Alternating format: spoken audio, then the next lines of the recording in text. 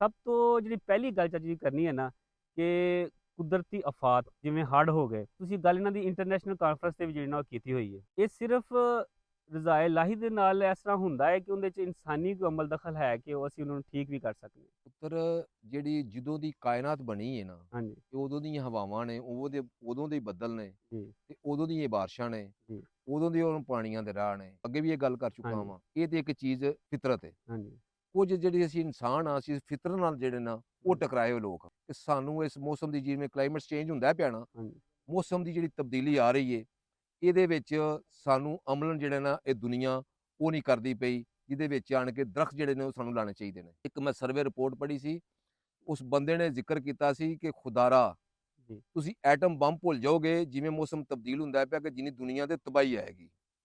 ਕਿ ਜਿਸ ਵਕਤ ਗਲੇਸ਼ੀਅਰ ਪਿਘਲੇਗਾ, ਸਮੁੰਦਰ ਹੈ ਨਾ ਆਪਣੀ ਪੋਜੀਸ਼ਨ ਤੋਂ ਬਾਹਰ ਨਿਕਲੇਗਾ, ਕਈ ਜਿਹੜੇ ਮੁਲਕ ਨੇ ਉਹ ਸਮੁੰਦਰ ਦੇ ਵਿੱਚ ਡੁੱਬ ਜਾਣਗੇ, ਸਫਾਸੀ ਤੋਂ ਮਿਟ ਜਾਣਗੇ। ਹੂੰ, ਇਹ ਕਲਾਈਮੇਟ ਚੇਂਜ ਐਡਾ ਖਤਰਨਾਕ ਜਿਹੜਾ ਉਹ ਇਹ ਖੇਡ ਹੈ। ਜਿਵੇਂ ਸਾਡੀ ਇਹ ਪੋਲੂਸ਼ਨ ਦਾ ਹੱਲ ਜਿਹੜਾ ਇੱਕੋ ਹੀ ਚੀਜ਼ ਹੈ, ਉਹ ਵੇ ਦਰਖਤ, ਜਿਹੜੇ ਸਾਨੂੰ ਉਹ ਦਰਖਤ ਲਾਣੇ ਚਾਹੀਦੇ ਨੇ। ਤੇ ਉਹਨੇ ਆਖਿਆ ਐਟਮ ਬੰਬ ਨਾਲੋਂ ਜ਼ਿਆਦਾ ਖਤਰਨਾਕ ਜਿਹੜਾ ਹੈ ਨਾ ਉਹ ਕਲਾਈਮੇਟ ਚੇਂਜ ਦਾ ਜਿਹੜਾ ਨਾ ਉਹ ਤੁਹਾਡੇ ਨਾਲ ਅੱਗੋਂ ਤੁਹਾਡੀ ਜੰਗ ਜਿਹੜੀ ਉਹ ਸ਼ੁਰੂ ਹੋਣੀ ਹੈ ਇਨਸਾਨ ਦੀ। ਤੇ ਉਹਦੇ ਵਾਸਤੇ ਕੋਈ ਵੀ ਅਮਲਨ, ਕੋਈ ਵੀ ਮੁਲਕ ਐਡਾ ਕੋਈ ਖਾਸ ਕੰਮ ਨਹੀਂ ਕਰਦਾ ਪਿਆ।